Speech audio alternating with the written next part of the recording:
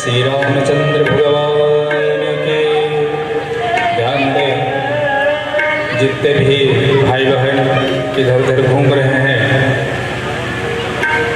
और उधर हाल में कुछ भाई बहन हैं, उनसे भी निवेदन है सभी लोग यज्ञशाला में आकर अपने अपने स्थान ग्रहण करें।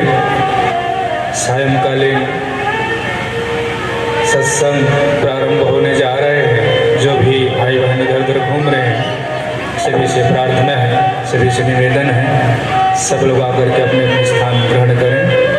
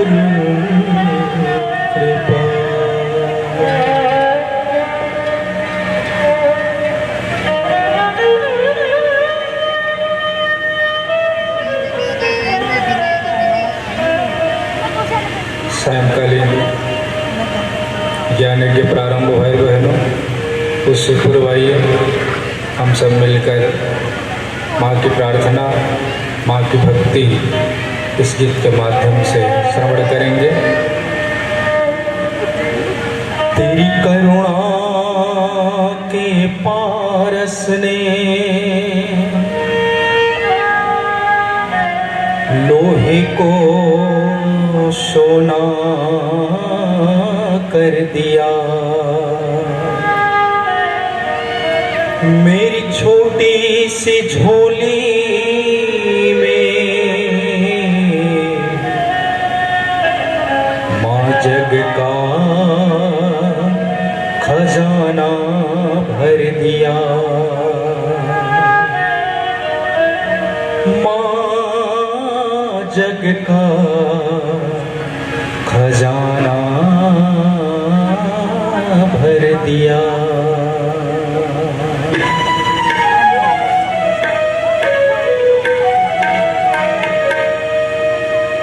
तेरी भक्ति के पंखों ने,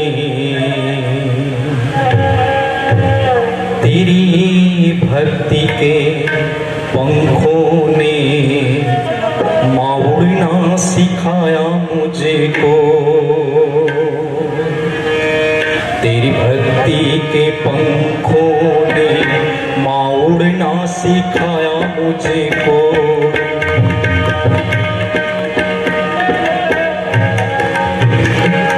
तेरी भक्ति के पंखों ने माँ उड़ना सिखाया मुझको।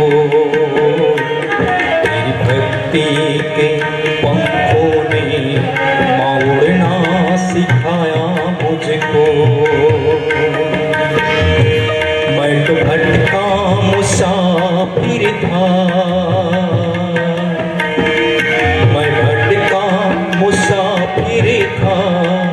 रास्ता दिखाया मुझको। तेरी भक्ति के पंखों ने उड़ना सिखाया मुझको। तेरी भक्ति के पंखों ने उड़ना सिखाया मुझको।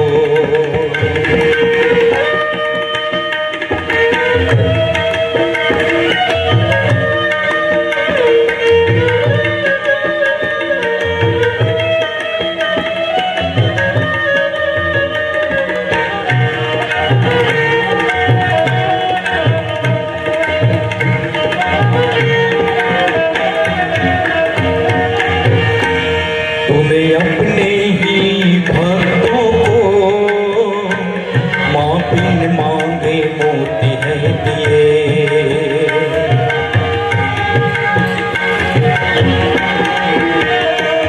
तूने अपने ही भक्तों को माँ बिन मांगे मोती है दिए। तारे जितने गगन में नहीं माँ उपकार उतने किए। तारे जितने गगन में नहीं माँ उपकार उतने किए। मैं तो जन्मों का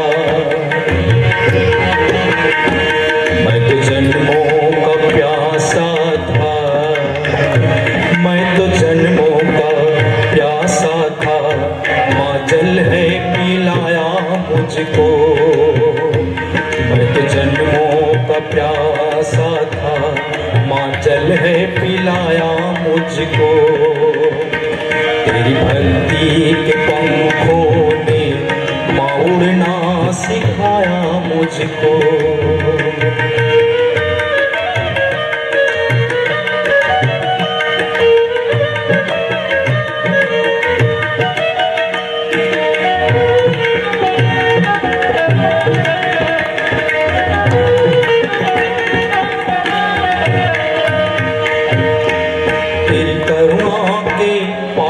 ने लोहे को सोना कर दिया।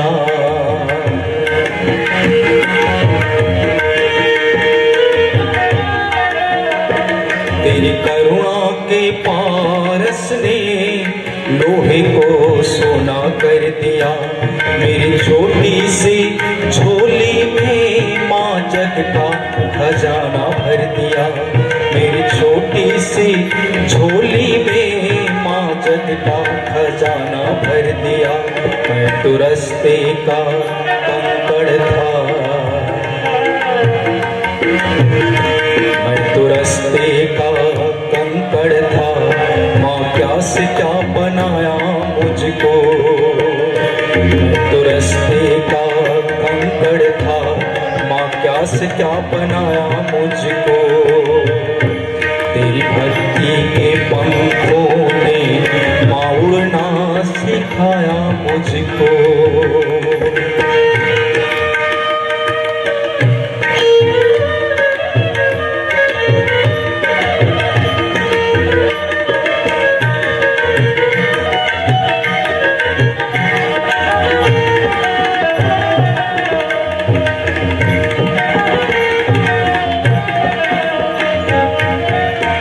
तेरे ज्योत के उजालों ने अंधेरा मेरा दूर है किया।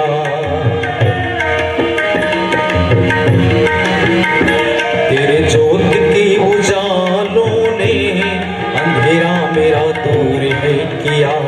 दुख सारे ही सुख हो गए माँ जब तेरा नाम है लिया। दुख सारे ही सुख हो गए माँ जब तेरा नाम है लिया।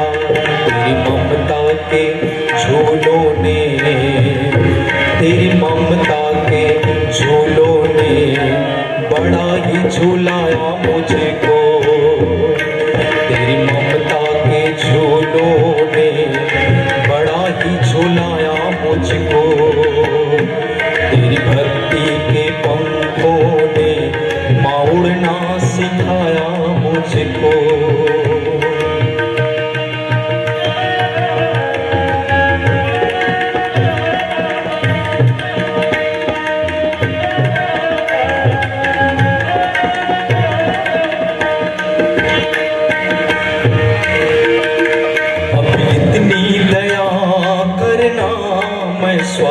मैं कभी ना बनूं।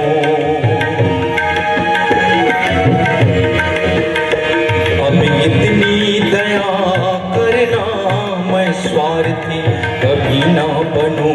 तेरे निर्दोष करुणा को माँ आठों पहर ध्यान मैं करूं। तेरे निर्दोष करुणा को आठों पहर ध्यान मैं करूं। मैं तो सोया अज्ञान में था, मैं तो सोया अज्ञान में था, माँ तूने जगाया मुझको। तेरी भक्ति के पंखों ने माँ उड़ना सिखाया मुझको। मैं तो भटका मुसाफिर था, मैं भटका मुसाफिर था, माँ रास्ता दिखाया मुझको। तेरी भक्ति के पंखों ने माँ उड़ना सिखाया मुझको। तेरी भक्ति के पंखों ने माँ उड़ना सिखाया मुझको।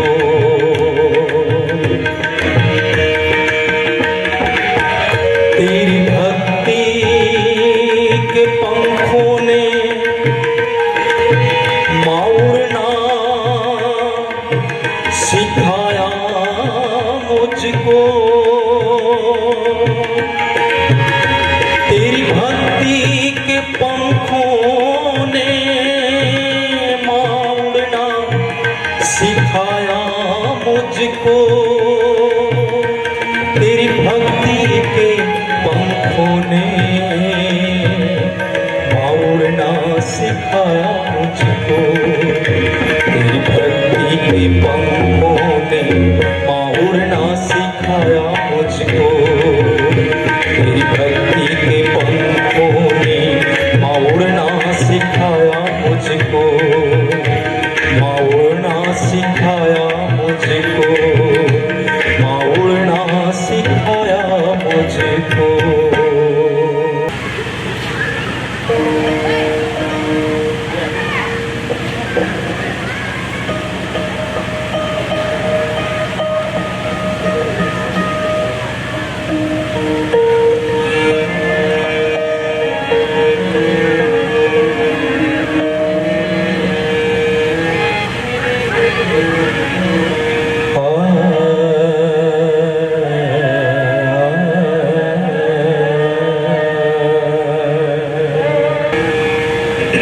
बोले गायत्री माता की।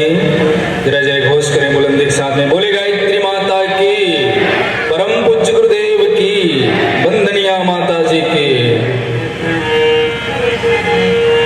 सौ सौ स्वर्ग उतर आएंगे,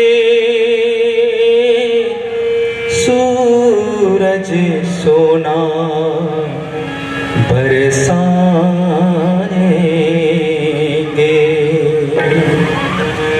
विश्व हमारा धरती अपनी, विश्व पिता के लाल नया संसार बसाएंगे। नया इंसान बनाएंगे। विश्व हमारा धरती अपनी, विश्व पिता के लाल नया संसार बसाएंगे। नया इंसान बनाएंगे। विश्व हमारा धरती अपनी।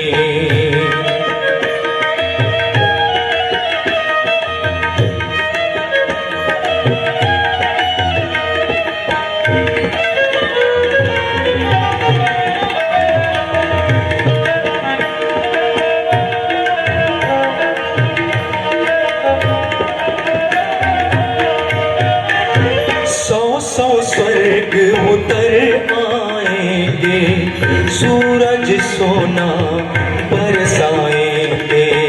सौ स्वर्ग उतर आएंगे, सूरज सोना बरसाएंगे।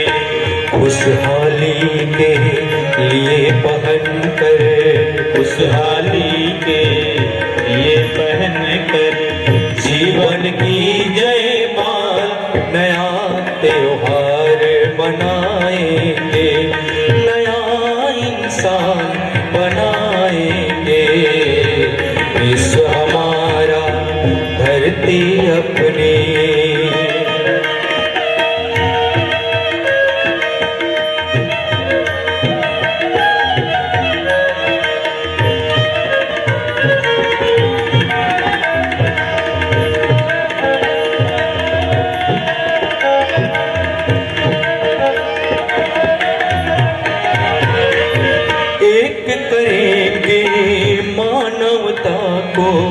सींचेंगे ममता समता को, एक करेंगे मानवता को, सींचेंगे ममता समता को।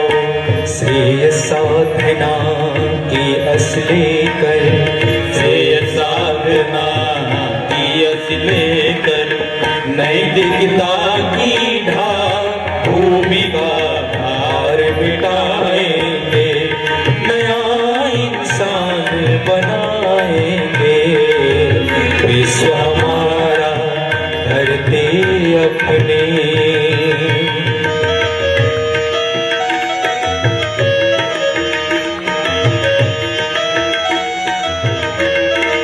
सभी भाई बहन ताली बजाइए।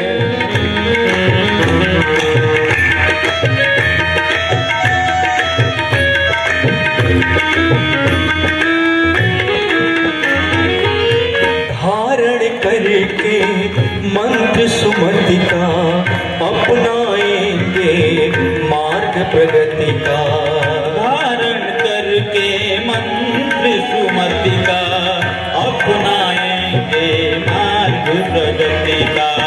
प्रेम भाव विस्तार करेंगे, प्रेम भाव विस्तार करेंगे, सबको सदा निहार नया विश्वास जगाएंगे, नया इंसान बनाएंगे। विश्व हमारा धरती अपनी, विश्व पिता के लाल नया संसार बसाएंगे, नया इंसान बनाएंगे, नया संसार बसाएंगे, इंसान बनाएंगे। विश्व हमारा धरती अपनी।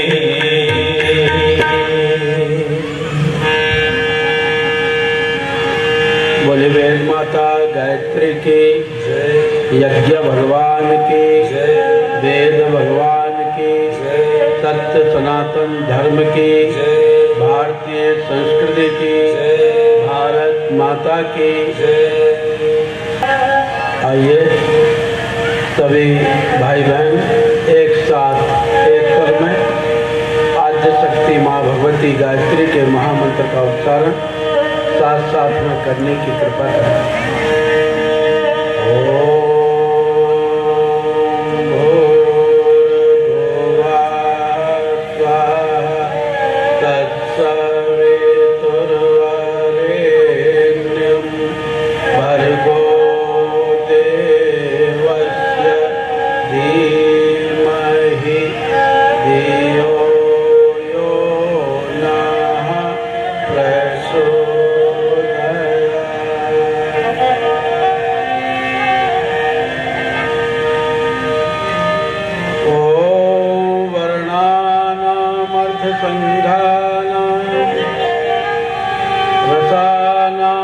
छन्दसामपि मङ्गलानां सकलतारो वन्दे वाणी विनायको।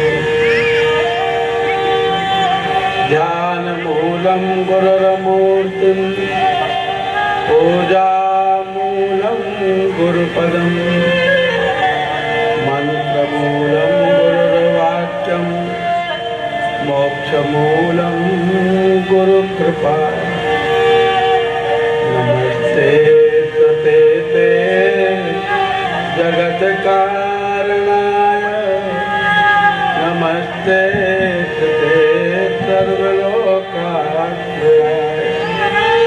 नमो दैवत तत्त्वाय मुक्तिप्रदाय नमो ब्रह्मणे व्यापने शाश्वताय जनक सुता जग जननी जानकी अतिशय प्रिय करुणा निधान की ताके युग पद कमल मनावो जासु कृपा निर्मल मति पावो पुलिवंदौ शारद सुर सरिता युगल पुनीत मनोहर सरिता मज्जन पान पाप हरे का कहत सुनत कहर अविवेका वंदौ गुरुपद पदम परागा सुरुचि सुहास सरस अनुरागा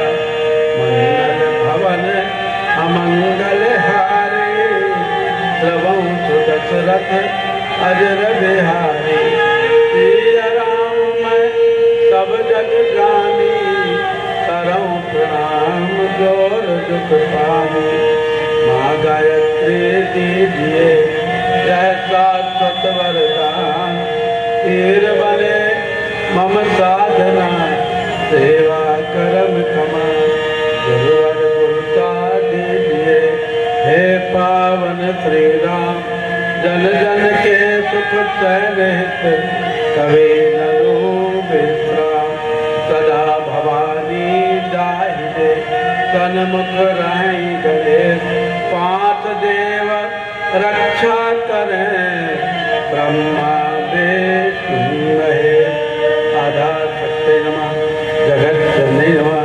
सद्गुरुदेवाय नमो नमः।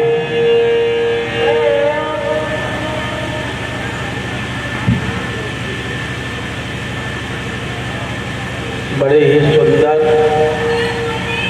सुशोभित भव्य यज्ञशाला में विराजमान देवी स्वरूपा माता बहनों आत्मीय बंधुओं और इस कार्यक्रम के संयोजन में जुटे हुए पंचकुला के नगर निगम के मेयर साहब श्री कुलभूषण जी गोयल जी सहित हमारे यहाँ के मंच संचालक श्री अजय कौशिक जी बघेल साहब सहित हमारे श्री सुरेंद्र सिंह जी तोमर भाई साहब श्री पवन सिंगला जी भाई साहब सहित हमारे गायत्री परिवार के सभी जुझारू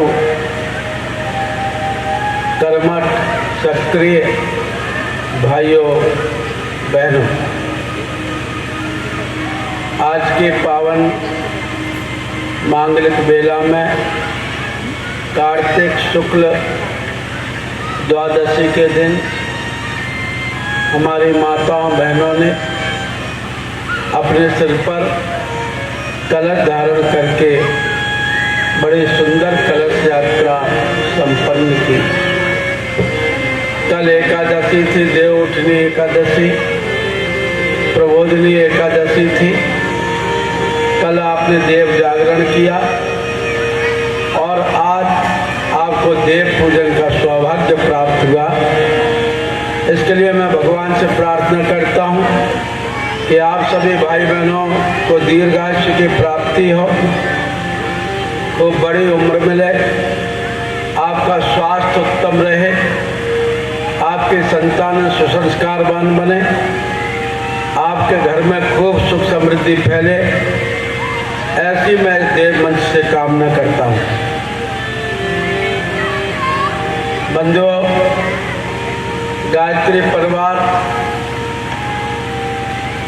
का जो केंद्र है शांति कुंज योग तीर्थ हरिद्वार, उसका यह प्रयास है कि जगह जगह जाकर हम धर्म, संस्कृति, अध्यात्म तथा मानवता के नए नए संदेश देकर सभी को जीवंत और जागृत बनाए। क्योंकि यह मनुष्य शरीर हमको बड़े दुर्लभता से प्राप्त हुआ है। एक बार जब विधाता ने सारी दुनिया बना दी, धरती बना दी, आसमान बना दिया, तारे सितारे बना दिए, सूरज चंदा बना दिया, दुनिया में पेड़ पौधे, नदी, तालाब, जल, जंगल, समुद्र सब कुछ बन गया। तो भगवान ने सोचा कि मेरी इस दुनिया को हरा भरा रखेगा कौन? तब उन्होंने बहुत सुंदर प्राणी बनाया। उस प्राणी को आप जानते हैं? उस प्राणी को आप पहचानते हैं? हाँ, उसका नाम है मनुष्य। भगवान ने मनुष्य बनाया, सुंदर मस्तिष्क दिया, दिल दिया, दिमाग दिया, फेफड़े, गुर्दा, किडनी, लीवर दिया, 2 हाथ, 2 पैर, आंख, कान देकर बड़ा सुंदर प्राणी बनाया। जब वो पैदा हुआ मनुष्य, तो उसने भगवान से पूछा, मुझे करना क्या है? आप मुझे पैदा क्यों कर रहे हैं? विधाता ने कहा, तुझे भगवान की मेरी बनाई हुई बगिया को हरा भरा रखना। मुझे उम्र कितनी दे रहे हो? कहा, मेरे पास तो 25 वर्ष बचे थे, 25 वर्ष की उम्र में तुझे देता हूं। 25 वर्ष की उम्र में मनुष्य चाहे तो देवता बन सकता है, मनुष्य चाहे तो दानव बन सकता है। 25 वर्ष तक वह अपना पढ़ाई लिखाई करके डॉक्टर बन जाए, इंजीनियर बन जाए, MBA बन जाए, LLB बन जाए, वकील बन जाए। 25 साल की उम्र मनुष्य की अपनी उम्र है। वो चाहे तो साधु बन जाए, वो चाहे तो शैतान बन जाए। मनुष्य कहने लगा, इतना बड़ा मुझे काम करना है और आप 25 साल की उम्र दे रहे हैं, कुछ और उम्र बढ़ाइए। कहा, मैं क्या करूं, अब कहां से क्या किससे दूं, मैं उम्र बांट चुका हूं। तो वहीं पर एक बैल खड़ा था। बैल ने कहा, मेरी उम्र कितनी है? कहा, तेरी उम्र 25 वर्ष से और 60 वर्ष तक है। तो मुझे क्या करना पड़ेगा? तुझे गाड़ी का बोझा ढोना पड़ेगा। मालिक कहेगा वैसे ही तुझे काम करना पड़ेगा। तुझ पर हंटर पड़ते रहेंगे, चाबुक पड़ते रहेंगे और तुझे वजन ढोना पड़ेगा। बैल ने कहा, भगवान ऐसी जिंदगी से तो अच्छा है कि मेरे हिस्से की भी 25 वर्ष की उम्र मनुष्य को दे। अगर मनुष्य विवेक को स्थान ना दे तो 25 साल की उम्र मनुष्य अपनी जिंदगी जीता है, 25 साल से 50 वर्ष की उम्र मनुष्य बैल की जिंदगी जीता है। गृहस्थी की गाड़ी का वजन ढोता है, गूंगा बहरा बना रहता है, छोड़ के भी नहीं भाग सकता और अपना मौन बना रहता है। कभी पत्नी कोई वजन रखती है, कभी बच्चे कोई बोझा ढोने को कहते हैं, कभी किसी रिश्तेदार के सुनना पड़ता है। मनुष्य 25 से 50 वर्ष की उम्र बैल की जिंदगी जीता है। फिर मनुष्य ने कहा, ये तो कम है, आप और बढ़ा दीजिए। तो वहीं पर एक कुत्ता खड़ा था और कहा, विधाता मेरी उम्र कितनी है? कहा, तेरी उम्र भी 10 साल से लेकर के 60 साल तक की। तो मुझे क्या करना पड़ेगा? तू घर में के बाहर बैठा रहेगा, ना तुझे समय पर भोजन मिलेगा, ना तुझे समय पर पानी मिलेगा, लोग दुत्कार करके तुझको भगाते रहेंगे और जब भी तू किसी को देखेगा भौंकता रहेगा, घर की रखवाली करेगा। तो कहा, ऐसी उम्र से तो 25 साल की उम्र मनुष्य को आप मेरी दे दी। 50 साल से 75 साल की उम्र मनुष्य यदि विवेक को महत्व ना दे, भक्ति ना करे जीता है। कैसे? एक ही जगह पर बैठा रहता है, बूढ़ा हो जाता है, खों खांसता रहता है, उस पर भौंकता है, इस पर डांटता है, उस पर गुस्सा होता है। मनुष्य की यही जिंदगी है। मनुष्य फिर रोने लगा, कहा 75 वर्ष से क्या होगा, पूरा 100 का पत्ता कर दीजिए। विधाता ने कहा मैं क्या करूं? तो उन्होंने देखा सांप बैठा है। सांप ने कहा मेरी उम्र कितनी है? कहा तेरी उम्र 50 साल से लेकर के 1000 वर्ष तक की उम्र है। मुझे क्या करना पड़ेगा? बिल में घुसा रहेगा, निकलेगा तो इसको फुफकारेगा, उसको फुफकारेगा, इसको डराएगा, उसको डराएगा, इसको डसेगा, उसको डसेगा। तो सांप ने कहा भगवान ऐसी उम्र से तो अच्छा है कि आप 25 साल की मेरी भी उम्र इस मनुष्य को दे दीजिए। और 50 साल से 75 साल के बाद 75 से 100 साल की उम्र मनुष्य सांप की जिंदगी जीता है। बूढ़ा हो जाता है, एक ही जगह बैठा रहता है, कहीं उसको फुफकारेगा, कहीं इसको फुफकारेगा, कहीं बहू को डांटेगा, कहीं बच्चों को डांटेगा, ना उसको भूख लगती ना प्यास लगती। जैसे सांप हवा पी करके रहता है वैसे ही थोड़ा बहुत कुछ खा करके मनुष्य रह जाता है। भगवान ने मनुष्य को 100 वर्ष की उम्र दी थी और कहा था मनुष्य सतम जीवेम श्रद्धा सतम गुरुष्ण्याम श्रद्धा तत्मदीना श्याम श्रद्धा सतम भूयस श्रद्धा सतात। मैं तुझे 100 वर्ष की उम्र दे रहा हूँ, तू मेरी दुनिया को अच्छा रखना। लेकिन भगवान का अनुदान जो मनुष्य ने प्राप्त किया था उसका हम अपनी जिंदगी का 1 वर्ष भी सही कामों में नहीं लगा पाए, जबकि भगवान ने कितनी कृपा करके हमको यह मनुष्य शरीर दिया। बड़े भाग मानस तन मानस तन पावा, सुर दुर्लभ पद ग्रंथन गावा, सुर दुर्लभ सद ग्रंथन गावा। नर तन सम नहीं कबन उदेही, नर तन सम नहीं कवन उदेही, जीव चराचर जाचत जेही, जीव चराचर जाचत जेही। भगवान ने बड़े भाग्यों से हमको मनुष्य शरीर दिया और मनुष्य से शक्तिशाली दुनिया में और कोई नहीं। एक बहुत बड़े महात्मा जी चट्टान पर बैठे हुए थे, पत्थर पर। उस पत्थर को देख करके एक चेले ने कहा बाबा जी ये पत्थर तो बहुत बड़ा है, इससे मजबूत कुछ नहीं होता होगा। उन्होंने कहा बेटे कैसी बात करता है, इस पत्थर से बड़ा तो लोहा होता है जो कि पत्थर को तोड़ करके फेंक देता है। तब तो महाराज लोहे से बड़ा दुनिया में कुछ नहीं होता होगा। उन्होंने कहा बेटे लोहे से बड़ी तो आग होती है जो लोहे को गला देती है, लोहे को जला देती है। आग की थोड़ी सी चिंगारी सारी दुनिया को जला करके भस्म कर सकती है। तब तो महाराज इस आग से बड़ा दुनिया में कुछ नहीं होता होगा। कहा बेटा आग से बड़ा पानी होता है, जो जलती हुई अग्नि पर गिरता है तो ये अग्नि बुझ जाती है, ठंडी हो जाती है और ये जल को जीवन कहा गया है। पानी जब बरसात के रूप में आता है तो विकास करता है और पानी जब बाढ़ के रूप में आता है तो विनाश करता है। ये पानी बहुत बड़ा है। तब तो महाराज पानी से बड़ा कुछ नहीं होता होगा। उन्होंने कहा बेटे कैसी बात करता है, इस पानी से बड़ी हवा होती है।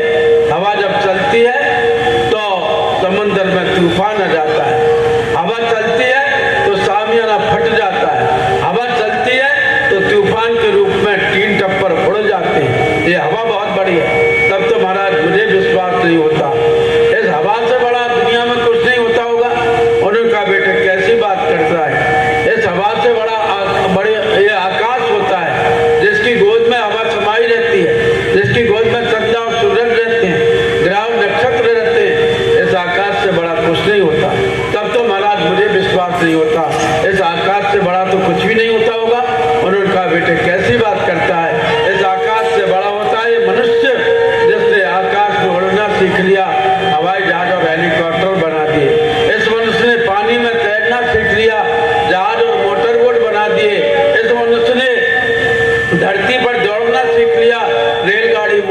खिलाड़ी बना दिए, विज्ञान के चमत्कार बना करके खड़े कर दिए, 100 मंजिल बड़े बड़े अपार्टमेंट और बिल्डिंगें बना दी। ये मनुष्य ने एक से एक करिश्मा पैदा कर दिया। तो चेले ने कहा कि मनुष्य जब इतना सामर्थ्यवान है, इतना शक्तिशाली है, तो आज मनुष्य दीन क्यों है, हीन क्यों है, आज परावलंबी क्यों है, आज दुखी क्यों है, आज बीमार क्यों है? महात्मा ने कहा बेटे, इसका एकमात्र कारण ये है कि हम अपने आप को नहीं जान पाए, हम अपने आप को नहीं समझ पाए कि भगवान ने मनुष्य को कितना सामर्थ्यवान वाला बनाया है। मनुष्य ने सांप को पिटारे में बंद कर दिया, मनुष्य ने शेर को पिंजरे में बंद कर दिया, मनुष्य ने हाथी पर सवारी कर ली, मनुष्य ने घोड़े के मुंह में लगाम लगा दी, मनुष्य ने ऊंट को अपने बस में कर लिया, मनुष्य ने जंगली जानवरों को अपने बस में करके चिड़ियाघर बना दिया। लेकिन मनुष्य अपने आप को नहीं जान पाया, अपने आप को नहीं पहचान पाया। इसलिए वेदमूर्ति तपोनिष्ठ पंडित श्री राम शर्मा आचार्य जी ने कहा कि पहले अपने आप को जानो, अपने आप को पहचानो। भगवान हमसे कहीं दूर नहीं है, भगवान हमारे बिल्कुल निकट है, लेकिन हम उसको न जानने के कारण ना हम अपनी उम्र का कोई उपयोग कर पा रहे हैं, ना हम अपने जीवन का कोई उपयोग कर पा रहे हैं, ना हम अपनी शक्तियों का कोई उपयोग कर पा रहे हैं। और शक्तियों का उपयोग क्यों नहीं कर पा रहे हैं? क्योंकि आदमी अज्ञान में फंसा हुआ है। इसे अज्ञान को हटाने के लिए गायत्री महामंत्र, जिसका तत्व चिंतन मैं कल दूंगा, कल नारी जागरण की भी बात करूंगा और कल विभिन्न कथाओं के साथ में आप लोगों से निवेदन करूंगा कि वास्तव में हम अपने आप को जाने, पहचाने। और जिसलिए इतना बड़ा सामियाना लगा, इतना बड़ा यज्ञ होने जा रहा है, इतने बड़ा आपने खर्च किया है, इतनी दूर दूर से पेट्रोल डीजल जला करके आप दोनों टाइम सुबह यज्ञ में और शाम को यहाँ पर आएंगे, तो इससे बड़े कार्य के द्वारा फिर बड़े परिणाम निकलना चाहिए। हम अपने आप को जाने, अपने आप को पहचाने। इसके लिए परम पूज्य गुरुदेव ने एक मंदिर बनाया शांति कुंज हरिद्वार में। आपने राम जी का मंदिर देखा होगा, आपने कृष्ण भगवान के दर्शन किए होंगे, आपने हनुमान जी के दर्शन किए हैं, आप रोज मनसा देवी माता के दर्शन करने जाते हैं, आप गायत्री माता के दर्शन करने जाते हैं। लेकिन हम स्वयं हमारे भीतर परमात्मा का प्रतिनिधि आत्मा के रूप में बैठा है। इसलिए गुरु जी ने एक मंदिर बनाया, भटका हुआ देवता का मंदिर। इतने बड़े ब्रह्मांड में, ब्रह्मांड के विश्व में, विश्व के आर्यावर्त में, आर्यावर्त के हिंद महासागर में, हिंद महासागर के भारतवर्ष में, भारतवर्ष के उत्तराखंड में, उत्तराखंड के हरिद्वार में, हरिद्वार के शांति कुंज में, शांति कुंज के योग तीर्थ में, योग तीर्थ के गायत्री मंदिर के बरामदे में परम पूज्य गुरुदेव ने एक मंदिर बनाया, भटका हुआ देवता का मंदिर। कौन है भटका हुआ देवता? हम आप सब देवता तो हैं, लेकिन भटके हुए देवता हैं। जिस दिन हम अपनी उम्र को, अपने जीवन की सामर्थ्य को पहचान लेंगे, उस दिन हमारे अंदर मनुष्य में देवत्व का उदय हो जाएगा। इसलिए आप हमेशा एक चिंतन करो, एक बात सोचो कि वास्तव में हम हैं कौन। को हम, हमारे अंदर ये विचार उठना चाहिए। कोई कहता है कि हम वकील हैं, कोई कहता हम डॉक्टर हैं, कोई कहता हम इंजीनियर हैं, कोई कहता हम प्रोफेसर हैं, कोई कहता हम मैनेजर हैं, कोई कहता हम नेता हैं, कोई कहता हम अभिनेता हैं। लेकिन हम ये हैं क्या? नहीं नहीं, हमारे यहाँ सबसे पहले विचार उठना चाहिए कि को हम, मैं कौन हूँ, मेरे जीवन का उद्देश्य क्या है, मेरे जीवन का लक्ष्य क्या है। तो सबसे पहले बात उठे सो हम, मैं वायु, जिसमें गुरु नानक देव कहते हैं कि सभी में एक ही राम का उजियारा छाया हुआ है, सभी में एक ही देवत्व समाया हुआ है। मैं वह हूँ जिसकी खोज तुम जाने कहाँ कहाँ जाके करते हो। तुम नैना देवी जाते हो, तुम वैष्णव देवी जाते हो, तुम जहाँ द्वारकापुरी जा रहे हो, मथुरा जा रहे हो, काशी जा रहे हो, जिसकी खोज के लिए बद्रीनाथ धाम जा रहे हो, वो तो हमारे भीतर बैठा हुआ है। हम अपने देवत्व को, अपने देवता को पहचानने की कोशिश करें। और जिस दिन ध्यान द्वारा हमने ये समझ लिया कि वह परमपिता परमात्मा हमारे अंदर बैठा है, उस दिन से हमारे दुख दूर हो जाएंगे, अशांति दूर हो जाएगी, कलह क्लेश दूर हो जाएंगे। इसलिए आप अपने आप को पहचानो कि सो हम, मैं वह हूँ लेकिन हम अपने आप को भूल गए। हम ये भूल गए कि आदमी इतिहास है शुभकामना का और वह विश्वास है संभावना का। आदमी को कम न समझो, आदमी अनुवाद है परमात्मा का। हम भगवान के अंश ही हैं। हम अपने आप को पहचाने। भगवान और इसमें इंसान में कोई ज्यादा अंतर नहीं है। परमात्मा और जीवात्मा में क्या अंतर है? का सच्चिदानंदो हम, सच्चिद आनंद स्वरूप। जीवात्मा सुख स्वरूप है अर्थात पदार्थों में लिप्त है और भगवान आनंद स्वरूप है। दो चौपाई आई है, ईश्वर अंश जीव अविनाशी। ईश्वर अंश जीव अविनाशी। चेतन अमल सहज सुख राशि। चेतन अमल सहज सुख राशि। व्यापक एक ब्रह्म अविनाशी। एक ब्रह्म अविनाशी। सत चेतन घन आनंद राशि। चेतन आनंद राशि। मैं कौन से लो हम?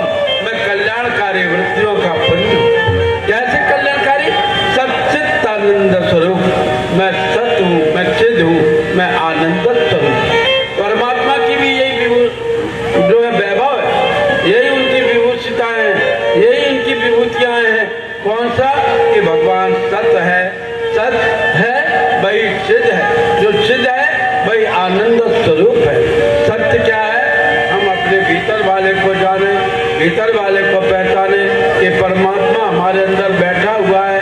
ये संसार में जो भी हमें आंखों से दिखाई दे रहा है यह पदार्थ सत्य नहीं है।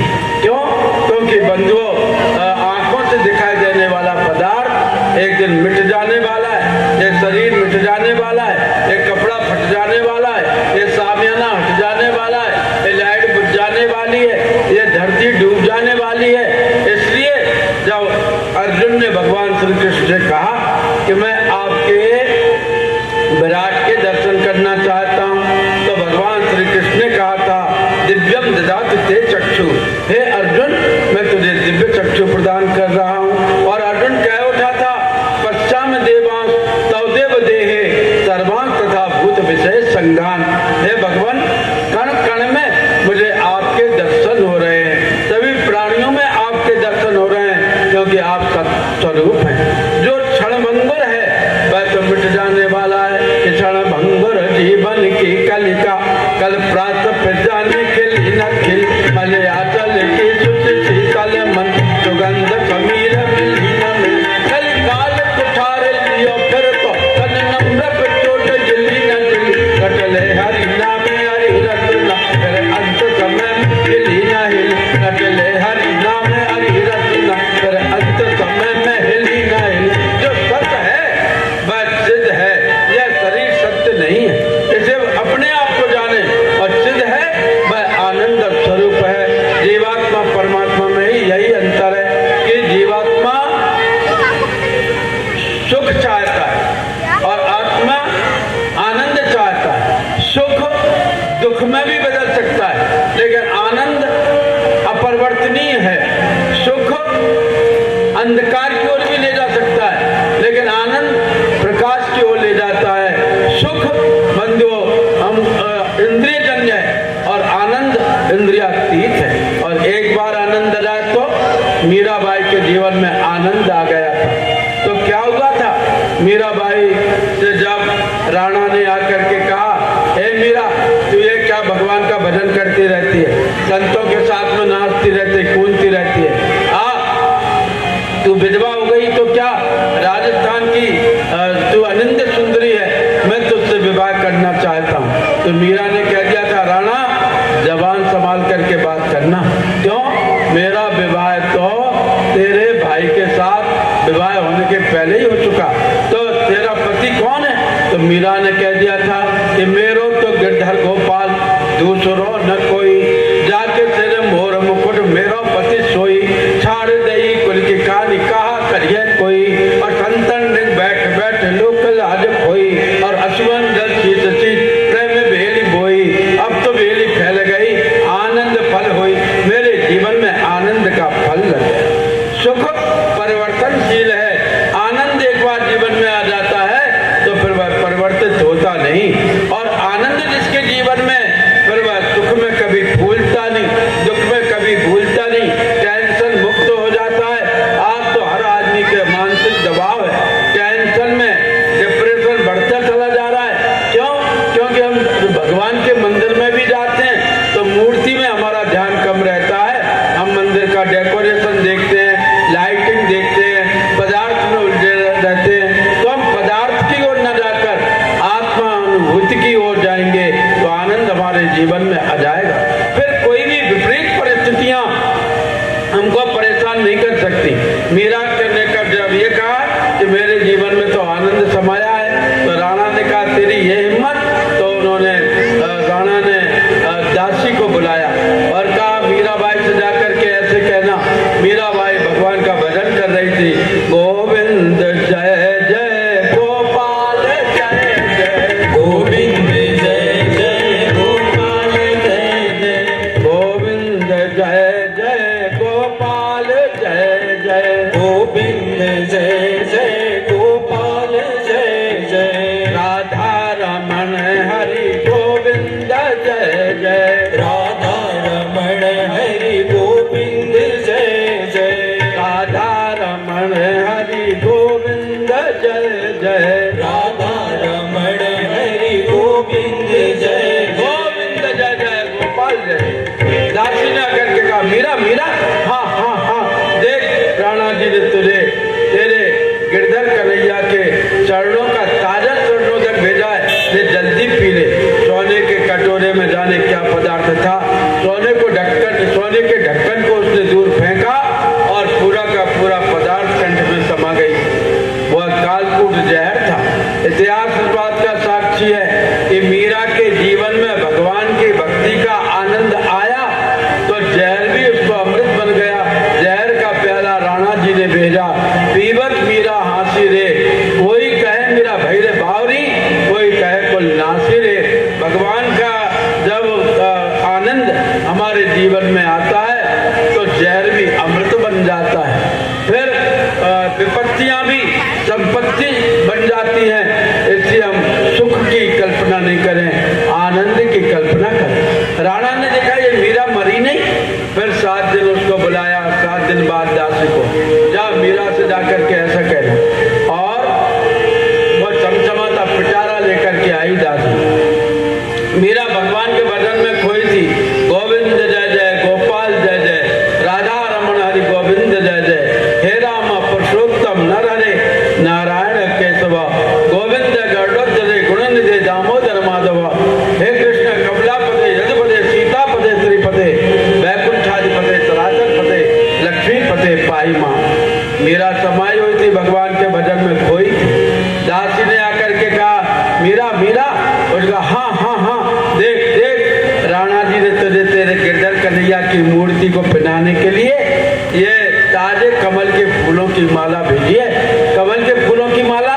और जैसे ही मीराबाई ने पिटारा खोला, उसमें काला नाग फन फैला करके खड़ा हो गया, और मीराबाई का हाथ जैसे ही नाग पर पड़ा, वह नाग वह सांप ताजे कमल की फूलों की माला बन गया। ये क्या था? यह भगवान की भक्ति का प्रभाव, यह भगवान मनुष्य जीवन को समझने का प्रभाव। और मीरा ने वो कमल का फूल की माला अपने इष्ट गोविंद को, गोपाल को पहना दी। बंधु, जब आनंद जीवन में आता है तो इसी प्रकार प्रतिकूल परिस्थितियां हमारे अनुकूल बन जाती हैं। जीवात्मा परमात्मा में कोई अंतर नहीं, केवल एक ही अंतर है, जीवात्मा भी अविनाशी है, परमात्मा भी अविनाशी है। जीवात्मा भी चेतन है, परमात्मा भी चेतन है। जीवात्मा भी व्यापक है, परमात्मा भी व्यापक है। केवल एक ही अंतर है कि जीवात्मा सुख राशि है, परमात्मा आनंद राशि है। हम अपने सुख की सीमा को बढ़ाकर जब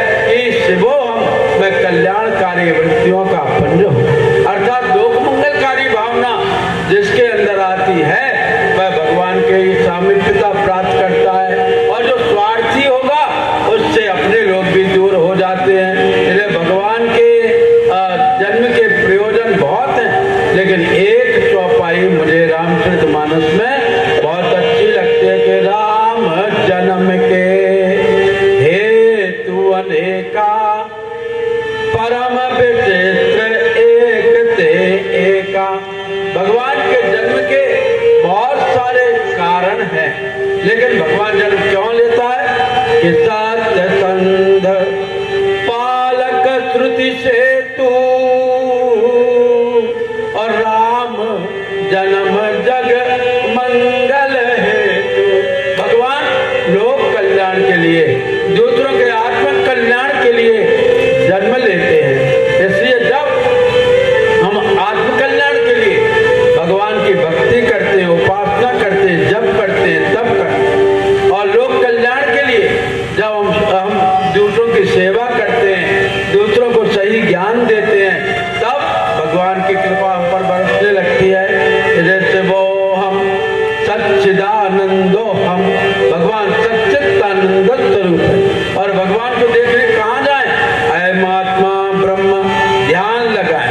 हमारे यहाँ गायत्री परिवार में आप शांति कुंज जाएंगे तो सुबह की दिनचर्या हमारे यहाँ प्रार्थना से शुरू होती है, गायत्री मंत्र से शुरू होती है, फिर प्रार्थना होती है, वह शक्ति हमें दो दया निधे कर्तव्य मार्ग पर डट जावे, पर सेवा परोपकार में हम निज जीवन सफल बना जावे। बंधु, यहाँ से हमारी दिनचर्या शुरू होती है। यह प्रार्थना आत्मा का भोजन है और भगवान से यह प्रार्थना करते हैं कि हे भगवान, आप हमको परोपकार की ओर लगाना, जिससे भगवान की सामीप्यता हमको प्राप्त हो। और उसके बाद में आरती होती है, आरती के बाद में ध्यान किया जाता है। ध्यान से क्या होता है? आदमी की चित्त वृत्ति भगवान की ओर झुकती है, और जब भगवान से हमारी पहचान हो जाती है तो फिर हमको किसी प्रकार का डर नहीं रहता। अरे किसी बड़े नेता से, किसी प्रधानमंत्री से, किसी मंत्री से हमारी निकटता हो जाए तो हम समझते हैं कि हम कितने बड़े आदमी हैं, उससे हमारी दोस्ती है मंत्री से। तो जो सारे संसार का मालिक है उससे मित्रता हो जाएगी तो हमारे संकट अपने आप दूर होते हुए चले जाएंगे। इसलिए अयम आत्मा ब्रह्म, हम अपने भीतर ध्यान लगा करके भगवान का ध्यान करें। उससे क्या होगा? तत्वमसि, तू भी ऐसा ही जैसा वह और वह भी ऐसा ही जैसा तू। अर्थात हम समझ जाएंगे कि हम भगवान के बिल्कुल निकट हैं। थोड़ा सा स्वार्थ को हटा दें, वह भी ऐसा ही जैसा तू, तू भी ऐसा ही जैसा वह, फिर अंश और अंशी में अंतर नहीं रहेगा। फिर तो लाली मेरे लाल की, और जित देखो तित लाल, लाली देखन में गई तो मैं भी हो गई लाल। फिर तो हेरत हेरत हे सखी, और मैं भी गई हिराई, बिंदु समानी सिंधु में अवगत हेरी जाए। तो इस प्रकार हमारी दिव्य भावना बढ़ती हुई चली जाएगी, देवत्व हमारे अंदर पनपता चला जाएगा। मनुष्य में देवत्व के उदय के लिए आपके पंचकुला में ये श्री आपके मनसा देवी गौशाला में 108 कुंडी यज्ञ हो रहा है। कल सुबह देव पूजन में मैं यज्ञ के बीच में आपसे थोड़ी चर्चा करूंगा, बीच में टिप्पणियों के बीच। और कल सभी भाई बहन 108 कुंडी यज्ञ में पधारें। सुबह आप जल्दी थोड़ा प्रयत्न करें, 8 बजे घर से निकल जाएं, 8:30 पर हमारा संगीत शुरू हो जाएगा। क्योंकि कल कोई विशेष अतिथि भी आ रहे हैं, उनको 1 घंटे का ही समय है। इधर देव पूजन भी इतना तत्व मंडल के पूजन, तत्ववेदी पूजन, कुंडों की पूजन, पृथ्वी पूजन और 33 कोटि देवताओं का भाव भरा संगीत के साथ में वैदिक आह्वान करते हुए पूजन होगा। तो इसलिए आप लोगों से प्रार्थना है कि आप समय पर यहाँ पर 9 बजे आएंगे, जिससे कि भगवान आपके दुखों को दूर करें। कल कितना सुंदर दिन है, त्रयोदशी है, कल कार्तिक मास चल रहा है, कल रविवार है, और ऐसा कल रविवार है। इतने सुंदर प्रभात काल की बेला में माता मनसा देवी के प्रांगण में गौशाला, गौओं के दर्शन जहाँ से हो रहे हैं, गौशाला में बैठकर आपको यज्ञ करने का मौका मिलेगा। अपने घर वालों को आप जबरदस्ती लाएं, बलपूर्वक लाएं कि ऐसे शुभ अवसरों पर आप अपना आत्मबोध करें, जिससे कि मनुष्य जीवन को जगा सके, मनुष्य जीवन को समझ सके। और जिस दिन मनुष्य जीवन समझ में आ जाएगा कि भगवान ने हमको कितनी उम्र दी है, खटमल की उम्र इतनी नहीं होती,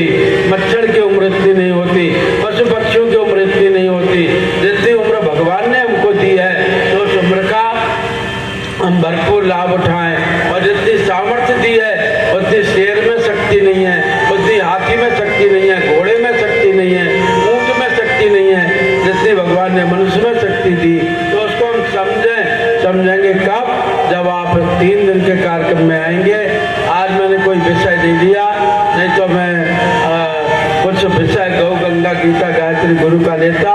कल मैं शाम को नारी जागरण की बात करूंगा, जिस उद्देश्य के लिए हम आए हैं। आज तो आपने सिर पर जो ये कलश रखा और ये जो परम पूज्य गुरुदेव का साहित्य गुरु ग्रंथ के रूप में आपने रखा है, यह आपके अंदर सद्ज्ञान, सद्विवेक, सद्भक्ति जागृत करे, ऐसी शुभकामना करते हुए भगवान से आपके पाप ताप का निवारण करते हुए आपसे प्रार्थना करता हूँ कि आप कल दोनों समय के कार्यक्रमों में प्रातःकाल 8 बजे और शाम को 5 बजे यहाँ पधारने की कृपा करेंगे, जिससे समय पर आप दूर दूर अपने घर जा सकें। आज क्योंकि बीच में गैप दे दिया, इसलिए जो हमारा विषय था मुझे पता नहीं था कि यहाँ की ये परंपरा है कि बीच में चाय नाश्ता होगा, उसके बाद में फिर दोबारा होगी। तो मैं तो सोचता था कि कलश यात्रा में आप बैठे उसी समय माहौल अच्छा बना हुआ था, उसी समय आपकी सेवा में सत्संग करते, लेकिन फिर भी ठीक है, उस समय आरती हो गई, अभी आपने सत्संग किया और आपका जीवन खूब अच्छा बने, इस भाव के साथ में आप सभी के शुभकामना करते हुए सर्वे भवन्तु सुखिनः, सर्वे सन्तु निरामया, सर्वे भद्राणि पश्यन्तु मा कश्चित् दुःखमाप्नुयात्। ओम शांति शांति शांति। बात कर लीजिए, फिर कल से सुनिए। ओम द्यौः शान्तिरन्तरिक्षं शान्तिः, पृथिवी शान्तिरापः शान्तिरोषधयः शान्तिः, वनस्पतयः शान्तिर्विश्वे देवाः शान्ति ब्रह्म शान्तिः, सर्वगं शान्तिः, शान्तिरेव शान्तिः, सामा शान्तिरेधि। ओम शान्तिः शान्तिः शान्तिः, सर्वार्थ शान्तिर्भवतु। कल का शाम का प्रवचन दैवी जागरण पर, नारी जागरण पर, दैवी चेतना पर होगा। रामचरितमानस के माध्यम से सुंदर प्रसंगों को लेते हुए माताएं बहनें अधिक से अधिक संख्या में यहाँ पधारें। हमारे YouTube चैनल अखिल विश्व गायत्री परिवार पंचकुला को सब्सक्राइब करें एवं बेल आइकन ज़रूर दबाएं, ताकि गायत्री परिवार पंचकुला की मिशन से संबंधित गतिविधियों की जानकारी आपको मिलती रहे।